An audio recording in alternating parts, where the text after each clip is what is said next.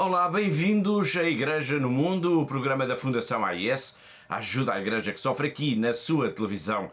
Sou o Paulo Aido e espero contar com a sua companhia aí desse lado ao longo dos próximos 50 minutos.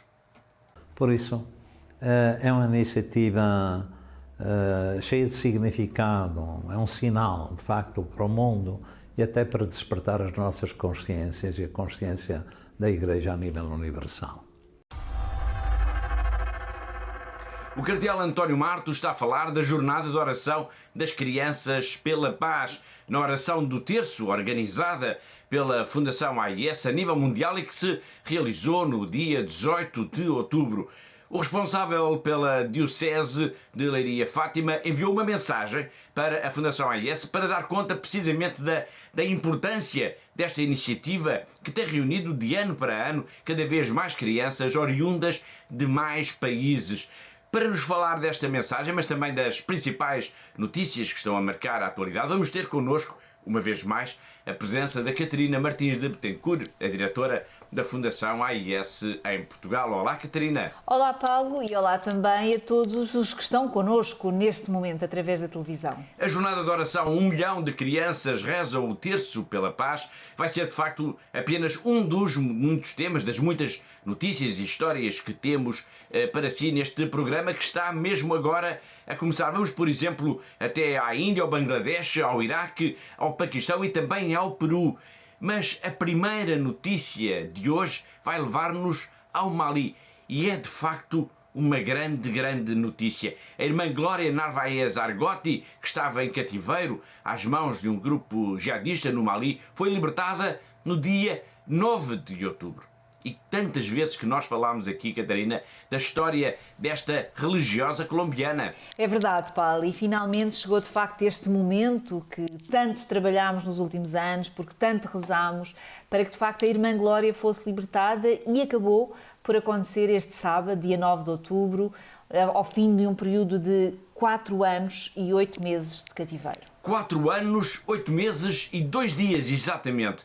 Como se imaginará, a notícia da libertação desta irmã foi recebida com euforia na Colômbia, principalmente na cidade de Paso, onde ela nasceu e onde vivem os seus familiares, nomeadamente o irmão, o professor Edgar Argotti.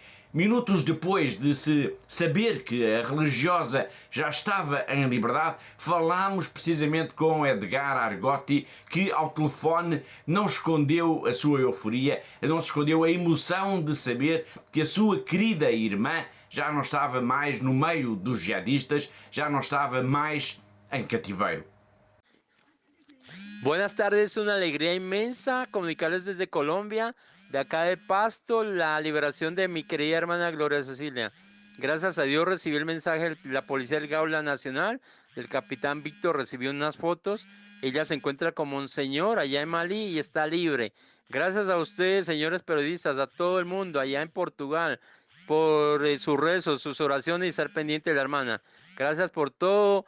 Y confirmarles que la alegría es inmensa. Estamos acá en Pasto, en Colombia, celebrando en todo Colombia, celebrando la liberación de la hermana. Es una noticia muy buena, es una noticia que nos llega al alma y nos alegra los corazones. Un abrazo. Foi o professor Edgar Argotti, irmão de Glória Narvaez Argotti, a religiosa colombiana, a contar em exclusivo aqui para Portugal a felicidade pela sua libertação após 4 anos, 8 meses e 2 dias de cativeiro no Mali, cativeiro que terminou, recorde-se, no passado dia 9 de outubro. Uma história que vamos continuar a acompanhar por aqui, claro, nas próximas semanas. Para já, vamos até ao Paquistão. No passado mês de agosto, após 8 anos no chamado Corredor da Morte, Shagufta Kausar e o seu marido, Shafkat Emanuel, acusados ambos de blasfémia contra o Islão, saíram do país e receberam asilo num país da Europa. Foram longos 8 anos, Catarina, longos 8 anos, até se ter conseguido provar a inocência deste casal cristão, até se conseguir que o Tribunal Superior de Lahore tenha anulado essa sentença de morte que pendia sobre eles. Sem dúvida, Pali, de facto, para trás ficou uma batalha terrível em que diversas organizações da Igreja e de direitos humanos, incluindo a Fundação AIS, se bateram pela libertação deste casal, sabendo-se desde o primeiro momento que se tratava de um caso baseado numa acusação forjada. Forjada e até grotesca, pois ambos são analfabetos e a acusação referia-se precisamente ao envio de uma mensagem contendo uma blasfémia. Mas como eles são analfabetos, não sabiam escrever, como é óbvio. Exato. Portanto, em 2013, Shagufta e Emanuel viviam com os filhos na missão da Igreja em Gorjra, no Punjab, quando algumas mensagens de texto com conteúdo considerado blasfemo foram enviadas então a um clérigo local, através de um telefone alegadamente que estava registado em nome de Emanuel. Apesar de reiteradamente ser provado na justiça que ambos, portanto, o casal não sabe ler nem escrever, são analfabetos, o tribunal declarou os culpados de blasfémia a 21 de julho de 2013. Era o início de um longo calvário que só terminou agora com o Supremo Tribunal a decretar a inocência de ambos. Um caso que foi defendido pelo advogado de Asia Bibi, recorde-se, a mulher cristã, mãe de 5 filhos, acusada também de blasfémia por ter bebido um copo de água de um poço. Sim, durante todos estes anos o casal que foi defendido por Saiful Malouk, portanto o advogado que se notabilizou também, como disse, na defesa da Asia Bibi, que esteve também cerca de 8 anos na prisão, tendo sido posteriormente libertada, já em 2018. Portanto, hoje ela vive juntamente com a sua família no Canadá, portanto está exilada no Canadá, porque as autoridades do seu próprio país não conseguem garantir a sua segurança e a da sua família, dadas as ameaças de morte que continuam a existir sobre ela e sobre a sua família. Situação idêntica aconteceu agora então com Shagufta Kausar e Shafkat Emanuel. Este caso é apenas um exemplo da situação terrível em que se encontram os cristãos no Paquistão. Basta uma mentira, tantas vezes, para atirar uma pessoa inocente para a cadeia e fazê-la temer até pela própria vida. Shagufta e Emanuel passaram 8 anos no chamado Corredor da Morte. Para Joel Amir Suatra, um antigo membro do Parlamento Provincial do Punjab e um destacado militante cristão paquistanês, este caso teve um final feliz, mas deve-nos mobilizar a todos. De facto, há ainda muitos cristãos que estão atrás das grades neste país, vítimas também da lei da blasfémia. Há muitos cristãos que estão presos no Paquistão, vítimas da lei da blasfémia. It is an easy tool, it is an easy task to accuse anyone, especially from religious minorities. It is my request on behalf of Pakistani Christian community and religious minorities to all over the world, especially to EU and to Catholic channel, that please raise our voices, raise our voice that how a small religious community who has done great job in creation of Pakistan, now they are facing a very worse situation, and we are treating as third citizen of Pakistan. Agora vamos até à Índia, um país que é vizinho do Paquistão, onde os cristãos também são sistematicamente vítimas de perseguição. O Paquistão é um país maioritariamente muçulmano e a Índia é um país maioritariamente hindu. Apesar disso, ambos têm em comum essa enorme intolerância para com as minorias religiosas, nomeadamente os cristãos. E falamos da Índia agora, pois o padre Anand Reddy, que pertence à diocese de Kudapá, situada no sul do país, diz que as autoridades tentam impedir os esforços de evangelização nesta região. As declarações deste padre foram gravadas, Catarina, quando ele agora esteve recentemente de passagem pela sede da Fundação AIS na Alemanha. Sim, esteve, portanto, de passagem pela nossa sede internacional em Königstein, e o padre Anand pediu então ajuda e diz que as autoridades estão a tentar controlar as conversões e impedir os esforços de evangelização. Portanto, ele esclarece que nada disto é feito oficialmente, claro, mas que são bem visíveis estas consequências destas medidas na vida cotidiana da comunidade cristã. O padre Anand diz que isto acontece porque o atual governo é anticristão. A frase é dele. No entanto, apesar das dificuldades, ele reconhece que o trabalho da Igreja tem prosseguido e até tem havido bons resultados. Sim, é verdade, e isso deixa-nos muito felizes, Paulo. Portanto, a comunidade cristã local é uma comunidade muito pequena, portanto, apenas cerca de 3% da população, mas as perspectivas são de facto de crescimento. E segundo o padre Anand, este crescimento deve-se também à ajuda da Fundação AIS, que tem então permitido apoiar projetos como, por exemplo, a construção de igrejas, de capelas, mas também, por exemplo, na formação de sacerdotes, de irmãs, de leigos e ainda também o apoio à aquisição de carros, de veículos para o seu trabalho missionário. Muito bem, vamos então ver o testemunho do padre Anand da Diocese de Kudapá, na Índia, e o seu pedido de ajuda para a comunidade cristã que tem de lutar não só contra a pobreza, a miséria do dia-a-dia, mas também contra esta hostilidade das autoridades. Dear benefactors of ACN, greetings in the name of our Lord Jesus Christ. I am Father Anand, coming from the Diocese of Kadapa, Andhra Pradesh, India. I am coming from a mission diocese which was erected 40 years ago. We have Christians of just 3%. We are still growing, and quite many times it is ACN which has become part of our mission in India and being very generous in various programs, mostly building of the chapels, churches, and more importantly now we are project collaborators and partners with ACN in faith formation programs and even providing vehicles for our mission work. We need your help because the situation in India, especially for the Christians, is not so good. Maybe because the government which is ruling at present is mostly anti-Christian government. This is trying to control the conversions and even trying to block our evangelization in various many ways. Still not in a very official way, but we are facing the consequence of it in our day-to-day lives as a priest, as a church at large in India. But still, we are grateful to God that He is giving strength day by day to do His work and to spread the kingdom of God. And also I request you to continue to pray for us and pray for the missions in India, because there is a lot more people where we need to reach out. More importantly, non-Christians. So we thank you for your kind cooperation. May God bless you all.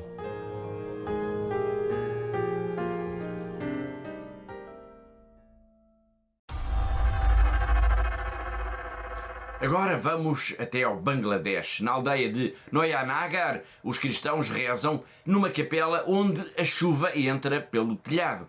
Este dado é, digamos assim, o ponto de partida para ficarmos a conhecer um pouco um pouco melhor a vida dos cristãos neste país asiático. Para já percebe-se que, como eu disse, que se trata de uma comunidade muito pobre.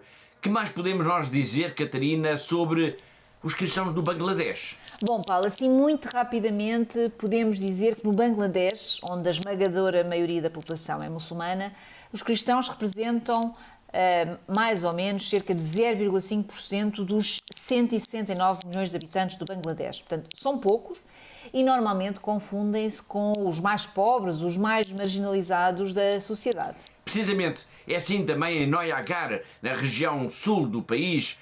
A capela da aldeia de que estamos a falar retrata de alguma forma o cotidiano dos que por lá vivem. Os habitantes pertencem a um grupo étnico sandal, outrora um grupo pagão e animista. Hoje, porém, na sua maioria, esta é uma aldeia cristã. E é uma aldeia em que as casas das pessoas, tal como a própria capela de que já referimos, são construídas com materiais muito frágeis, muito deficientes. Sim, tantas casas como a pequena capela têm de facto paredes de barro e estão meias arruinadas.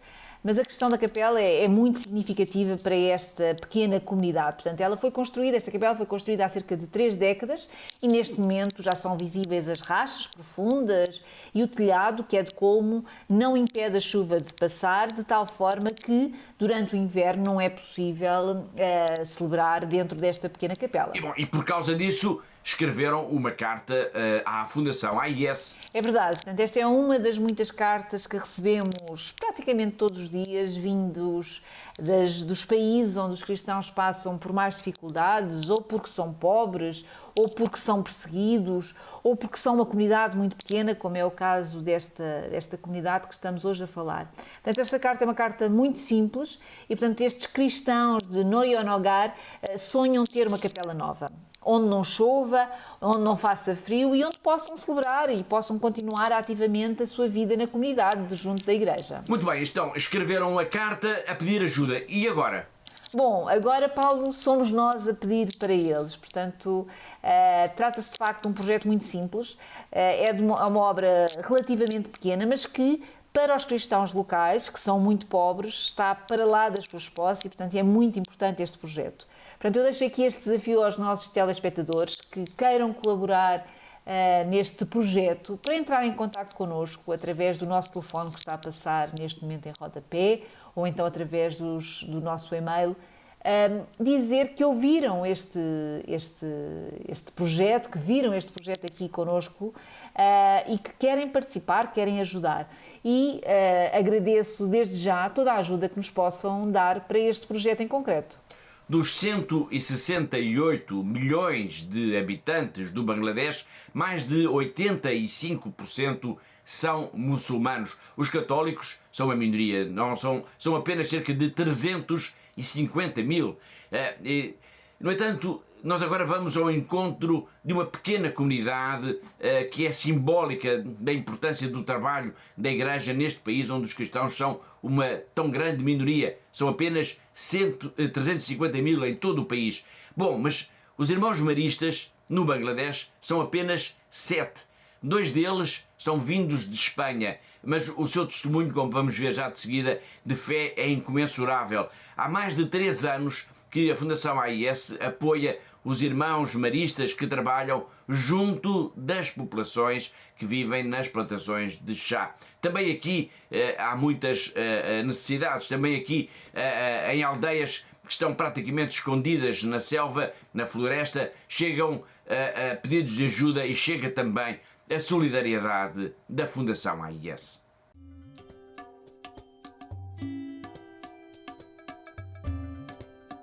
My name is Eugenio Sams from Spain, Marist brother. My name is Sister Janet. I am from Solomon Islands. My name is Martí Enric. I am from Barcelona, Spain. The target of our action here is the tea garden children. The British decided to establish tea gardens in this area. They promised them land with honey and milk, but in fact they cheat them. The houses don't belong to them. The land doesn't belong to them. Everything belongs to the company. No human being deserves this. We want to dignify the people here. There will be a secondary school, a high school, and also hostels for girls and for boys. We just finishing having interviews with the teachers. The school will start in 2017. Thanks to aid to the church in need, we have this beautiful house, the convent of the brothers. Thanks to you also we have this beautiful car. I thank all those who are contributing all over the world.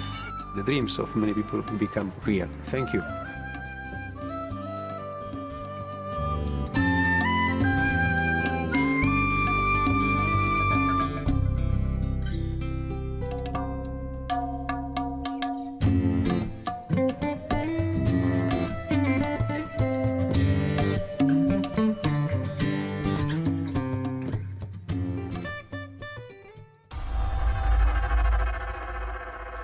Agora vamos até ao Iraque e trago aqui também uma boa notícia. Já começaram as aulas da escola, na escola sonhada pela irmã Clara, para a cidade de Caracós. Foi na sexta-feira, dia 1 de outubro, que este sonho desta religiosa se tornou realidade. A escola secundária de Caracós, iniciativa das Irmãs Dominicanas, abriu as suas portas, dando assim início a mais, digamos, um sinal de empenho da própria comunidade cristã no futuro do Iraque. Para se perceber bem a importância da existência e da construção, claro, desta escola, importa lembrar que esta importante cidade cristã, que está situada na chamada planície de Nínive, caiu nas mãos dos terroristas do Daesh, o grupo terrorista Estado Islâmico, há 7 anos. Foi, Catarina, em 2014.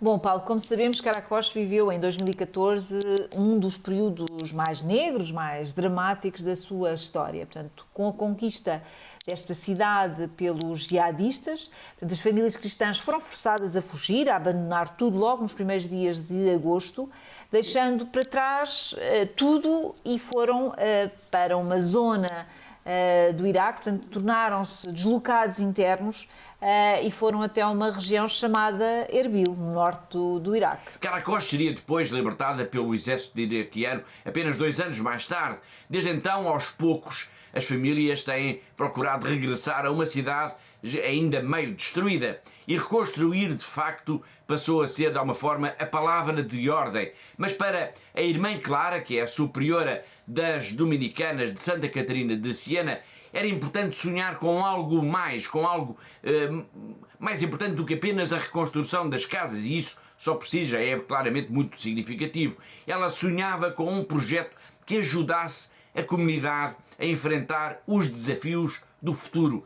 E foi assim que nasceu, de facto, esta ideia da construção de uma nova escola, de uma escola secundária. Fala-nos um pouco desta escola, deste projeto, Catarina. Bom, a nova escola secundária de Caracós tem 625 alunos, dos 13 aos 18 anos. Tem 3 andares, uma capela, é assistida por um sacerdote que dará também apoio aos jovens.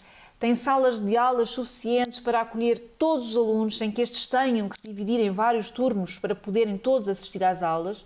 E tem ainda um plano de construção de um campo desportivo que depois está destinado também, que servirá a toda a comunidade, evidentemente.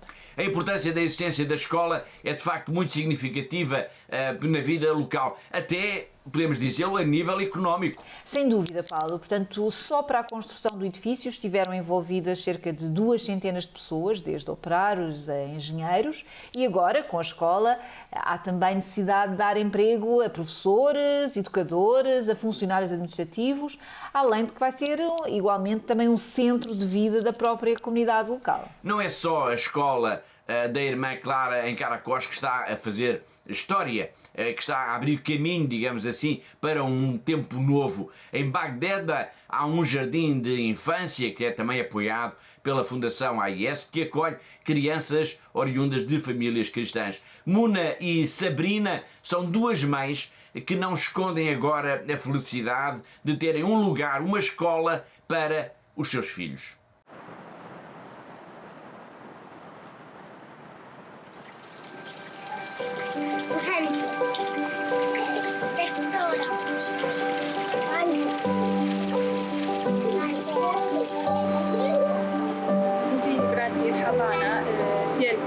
وتأتينا مستقبل ناجح. والحضانة هي مركز مهم لمكون شخصية الطفلة. أنا بصخلي درجع لنا البغدادي ودرجع أطفالنا الحضانة وشكر ربنا وحمد أخلي كلنا مساهمين بجيدي بناء وإعمار وأطفالنا بديها ضد الحضانة ديالتي. نشكر منظمة ICN للمساهمة والدعم لحضانة العائلة المقدسة الموجودة ببغداد قراقوش، وكل من ساهم وأعطى لهالحضانة اللي تعتبر شيء ضروري للأطفال وتساعد الأطفال لتنمية مهاراتهم واكتساب الشجاعة مع رفقاتهم والتعاون فيما بينهم يكونوا جيل يفهم وجيل يساعد بعض البعض ويدعم بعضنا البعض بهالظروف الصعبة اللي شافها الطفل من خلال الأيام اللي كانت قبل تنشئ الحضانة.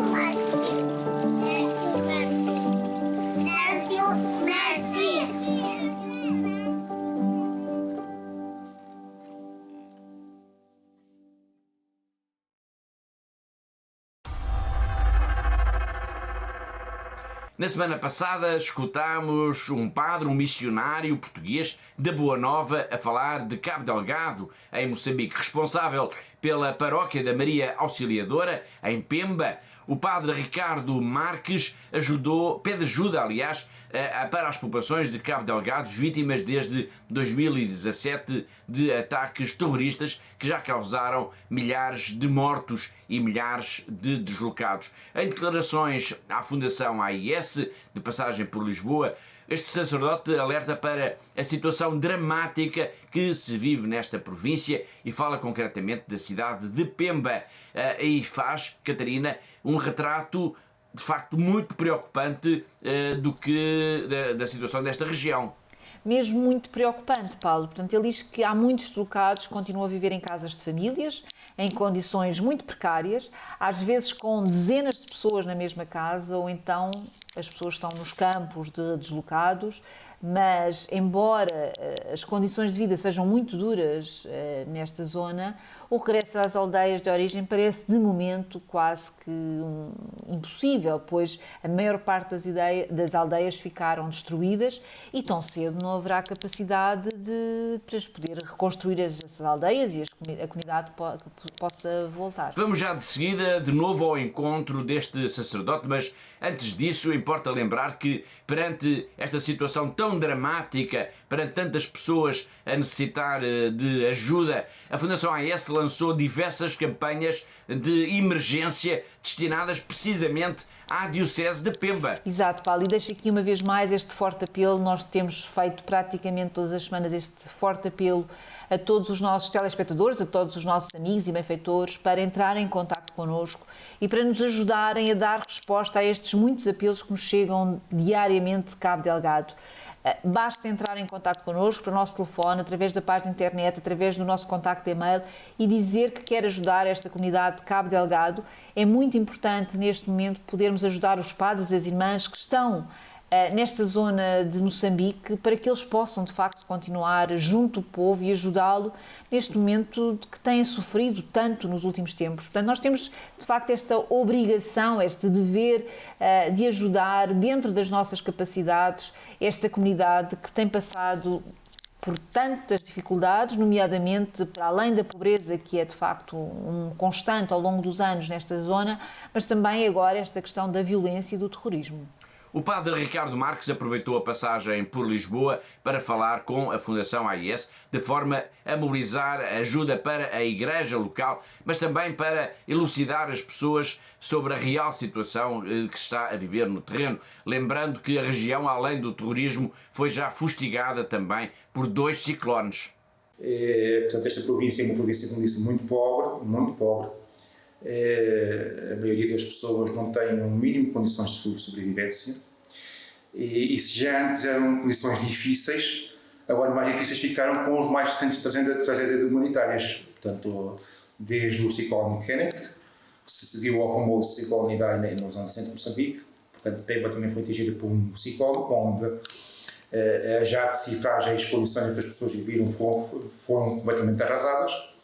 E no momento em que estávamos trabalhando um bocadinho na reconstrução da vida dessas pessoas, eis que vem esta tragédia enorme com estes ataques terroristas em Cabo Delgado. Estes ataques já duram há mais de 4 anos, começaram em outubro de 2017, já provocaram milhares de mortes, mais de 3.500 mortos. Isto são números tudo muito são conhecidos, porque os números com certeza são bem maiores do que aqueles que se conhecem. Falamos de mais de 800 mil deslocados em toda a província. E só em Pemba, capital de Cabo Delgado, são mais de 150 mil. recentemente tem acontecido alguma intervenção no campo militar, mas, no entanto, ainda assim as condições ainda se muita insegurança. As pessoas querem voltar para as suas casas, mas naturalmente o ambiente vão encontrar um ambiente dificílimo, porque as casas que tinham, há poucas casas que pouca vez tinham, foram destruídos. As suas fontes de subsistência, que eram as pequenas hortas, né, que lá são umas chamas, também totalmente queimadas, e é um ambiente de segurança muito grande. Agora vamos ao encontro do nosso correspondente em Macau, o jornalista José Miguel Encarnação, que nos vai hoje falar sobre a nomeação de um padre de Macau que tem nacionalidade portuguesa para o provincial dos jesuítas de toda a China. Quando falamos da China, falamos não só da China continental, mas também de Macau, de Hong Kong e de Taiwan. O padre Stephen Tong, nascido em Macau, foi esta semana nomeado provincial da província chinesa dos jesuítas, ou da Companhia de Jesus. O padre Stephen Tong estudou em Macau, aqui concluiu o seu ensino secundário e, de seguida, rumou para Taiwan, onde prosseguiu os estudos superiores e se formou no seminário da Formosa. Há poucos anos transferiu-se para Hong Kong, onde estava até agora como responsável máximo do Centro de Espiritualidade São Francisco Xavier. Curiosamente, o padre Stephen Tong deixa agora o cargo que ocupa e que era anteriormente ocupado pelo padre Stephen Chow, que muito recentemente foi nomeado para assumir o cargo de bispo da Diocese de Hong Kong.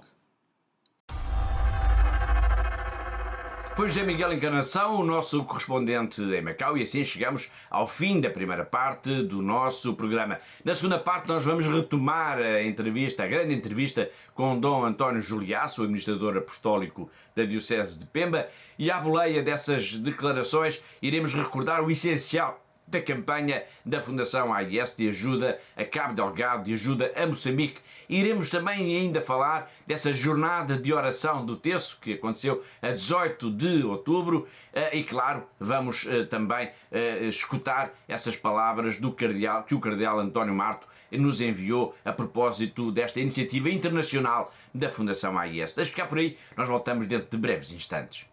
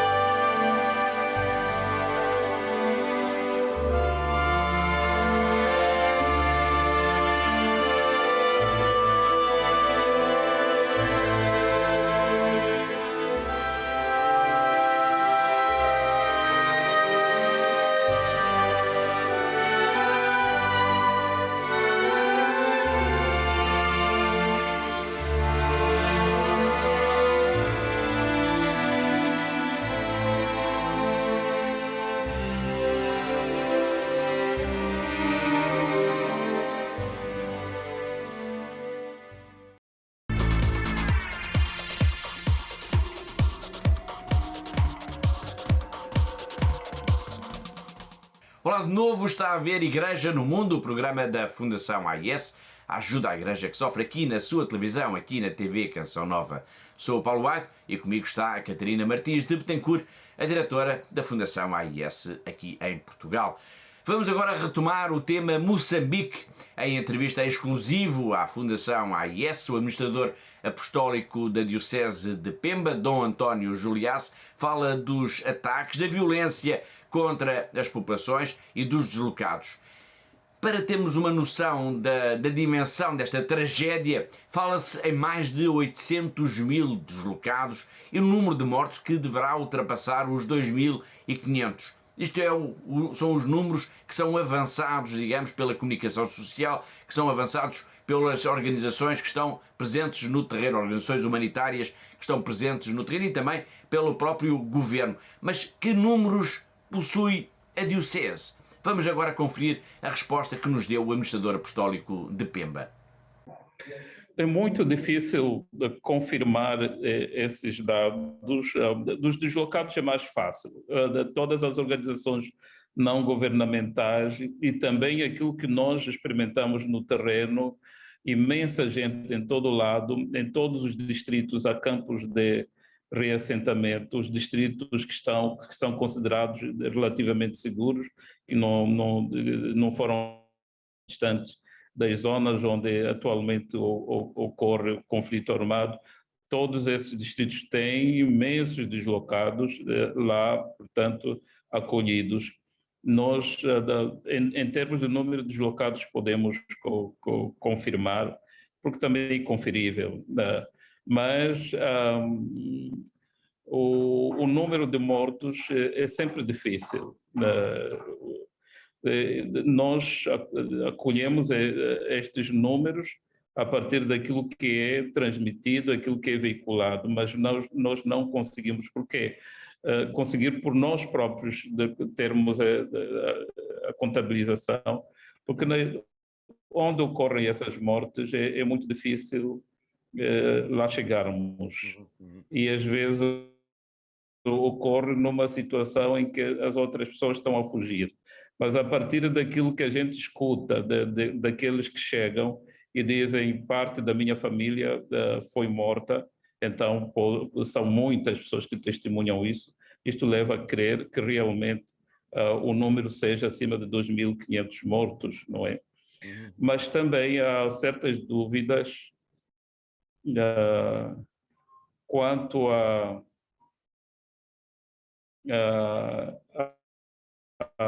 a verdade em certas áreas, sobretudo áreas como os que saíram de Mocimboa da Praia, de Kisanga ou das zonas próximas, se realmente, ao dizerem os que chegam de que a outra parte morreu, foi morta, se é verdade ou se a outra parte passou para a insurgência, não é? Passou para os insurgentes. Às vezes a dúvida só fica ali, mas certamente desde que este conflito começou, temos de confirmar que o número de mortos está acima de 2.500 mortos. Mais de 2.500 mortos, garante Dom António Juliás. São, de facto, números terríveis a que temos que juntar ainda os mais de 800 mil deslocados. São pessoas que perderam tudo aquilo que tinham e que agora dependem praticamente de uma forma total da solidariedade de instituições, Catarina, como, por exemplo, a Fundação AIS. Sim, Paulo, e isso diz bem a nossa responsabilidade. Portanto, são 800 mil deslocados, são homens, são mulheres, são crianças, são idosos, que precisam de se alimentar, que precisam de se vestir, que precisam de cuidados médicos, que precisam de ajuda psicológica. Portanto, nós não podemos falhar de forma alguma e se não os ajudarmos, Paulo, infelizmente, muitas destas vidas estão em risco. Já na semana passada nós lembrámos como a ajuda da Fundação AIS chega a muitos lugares, a muitas aldeias, a muitos países. É uma ajuda que só em África, Catarina, e já que estamos a falar de Moçambique, vamos centrar a nossa atenção neste continente, só em África se traduz em milhares de projetos.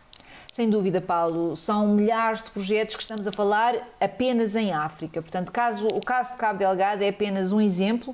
Infelizmente, há muitos cabos delgados no continente africano.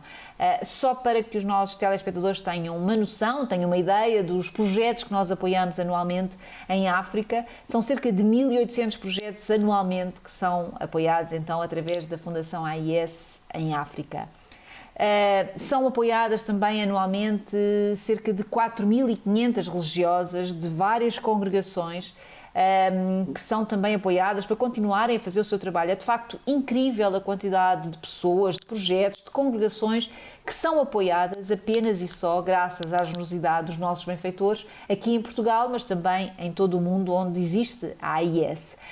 Todos os anos apoiamos também, Paulo, e é o último número que dou, apoiamos todos os anos em África também cerca de 4.000 seminaristas, portanto é a forma de podermos ajudar estes jovens a continuarem a prosseguir os seus estudos para que possam amanhã ser também este futuro desta igreja tão viva que é a Igreja de África. Portanto, são números esmagadores que só nos fazem aumentar de facto a nossa responsabilidade, porque são muitas vidas, Paulo, que dependem de nós, que dependem da nossa ajuda, que dependem da nossa solidariedade.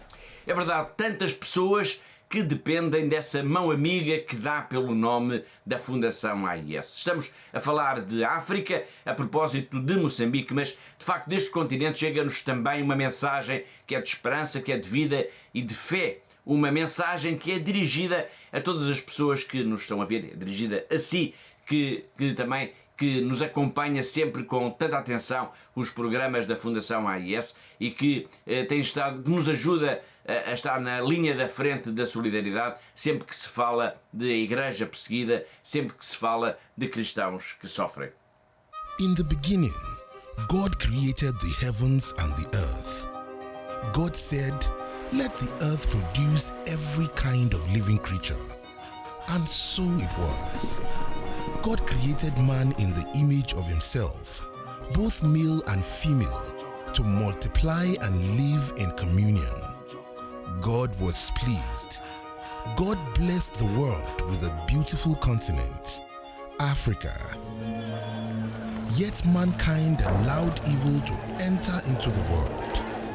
Africa too has suffered. Poverty, corruption and war claim the lives of Africa's most innocent, devastating churches, schools, hospitals, nations. Despite such violence and destruction, God is with us and we are blessed. We are blessed by the courage of our bishops and priests who witness God's love. We are blessed by the faith of our catechists who teach us to love. We are blessed by the commitment of our religious who practice love. Although we are persecuted and sometimes afraid, with you we hold strong to our hope and joy in the Lord. We are blessed by you.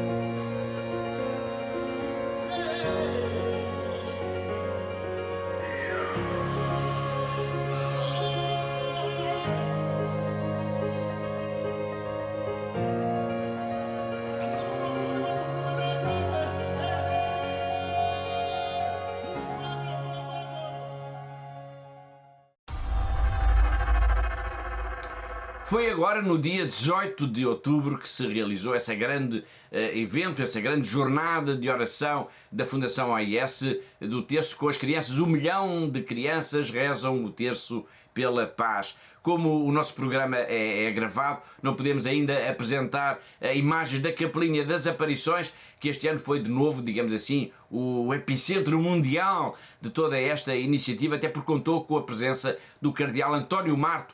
Já o ouvimos aqui no arranque do nosso programa e vamos continuar a escutá-lo por aqui também, pois ele faz uma reflexão muito interessante sobre a importância da oração e das crianças. Por isso vamos continuar a ouvi-lo também por aqui ao longo das próximas semanas. Para já, e voltando a este dia 18, esta foi a segunda vez, Catarina, que o cardeal António Marto participou nesta iniciativa da Fundação AIS. É verdade, Paulo, de facto é a segunda vez que o cardeal Dom António Marto participa nesta jornada de oração promovida a nível internacional, a nível global pela Fundação AIS e que reúne todos os anos milhares e milhares de crianças em mais de 130 países do mundo.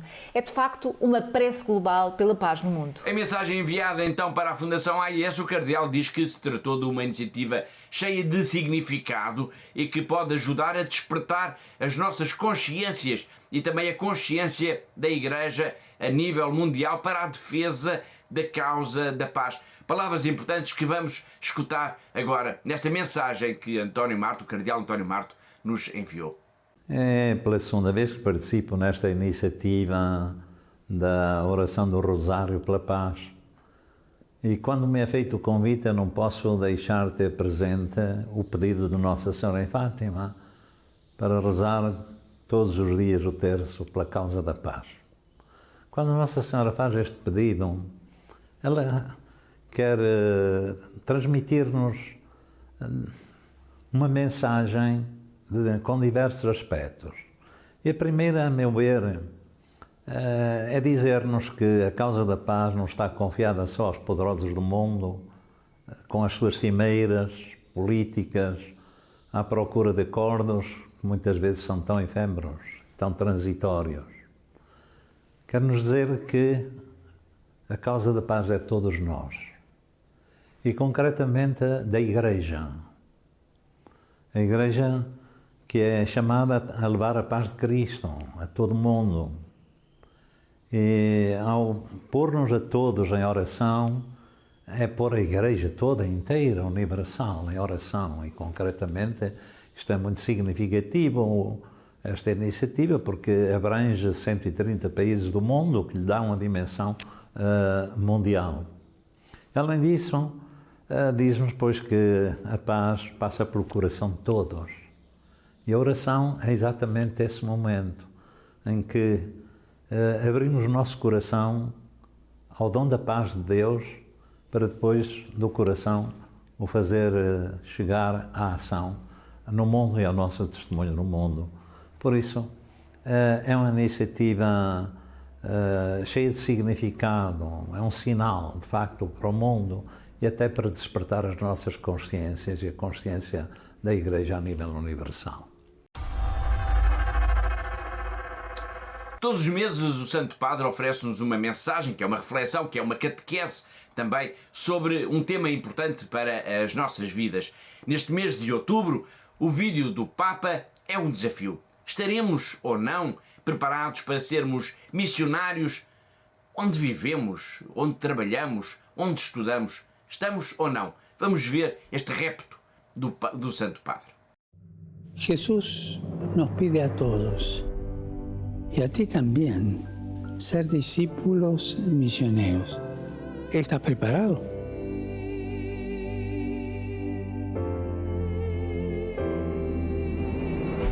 Basta con estar disponibles a su llamado y vivir unidos al Señor en las cosas más cotidianas. Trabajo, los encuentros, las ocupaciones de cada día, las casualidades de cada día, dejándonos guiar siempre por el Espíritu Santo. Si te mueve Cristo, si haces las cosas porque Cristo te guía, los demás se dan cuenta fácilmente.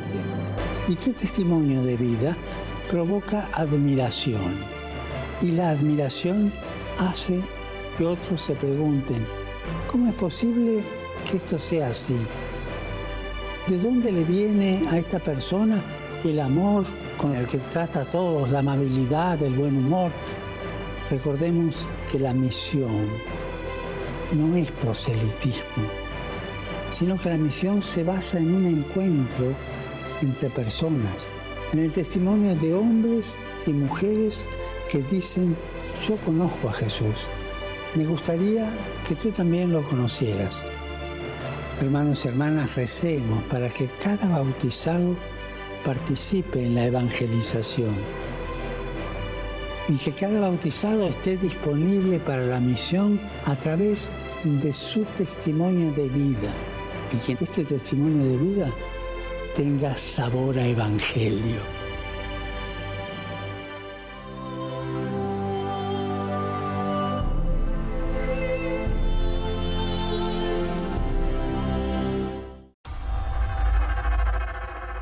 Estamos mesmo no final do programa de hoje, mas nunca é demais lembrar que os cristãos, aliás, como vimos aqui ao longo do programa, com tantas histórias em tantos países, continuam a ser a comunidade religiosa mais perseguida em todo o mundo. Nunca é demais lembrar que milhões de cristãos, milhões de famílias dependem da Fundação AIS para sobreviver. A missão da Fundação AIS é uma obra de amor, de caridade e de solidariedade. Está a tornar-se cada vez mais difícil para os cristãos de todo o mundo praticar e viver a fé. Em muitos lugares, os nossos irmãos e irmãs sofrem pelo seu amor a Cristo.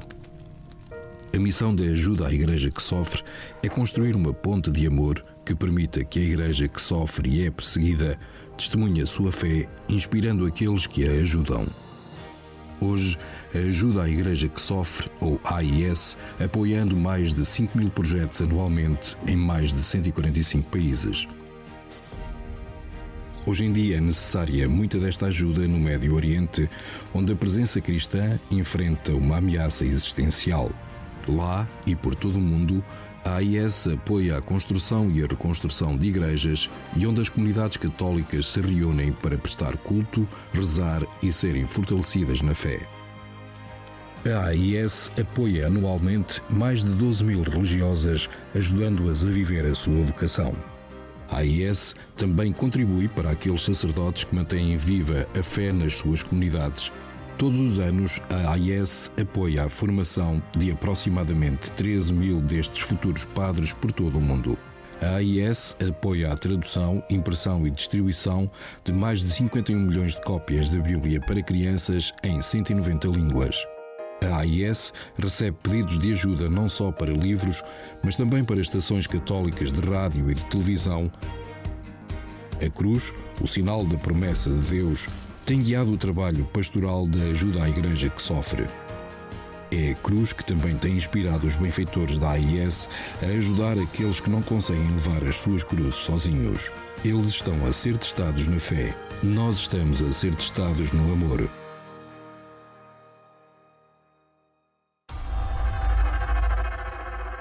E assim, lembrando a importância da Fundação AIS, a importância desta obra, da Igreja, junto da Igreja que sofre no mundo, terminamos mais um programa aqui na televisão Canção Nova. Resta-me agradecer a presença e a colaboração da Catarina Martins de Betancourt, a diretora da Fundação AIS em Portugal, assim como de todos aqueles que ajudaram a produzir, a editar e a levar até si este programa. E quanto a si, já sabe, espero vê-los de novo aí, de novo na próxima semana. Até lá, se Deus quiser.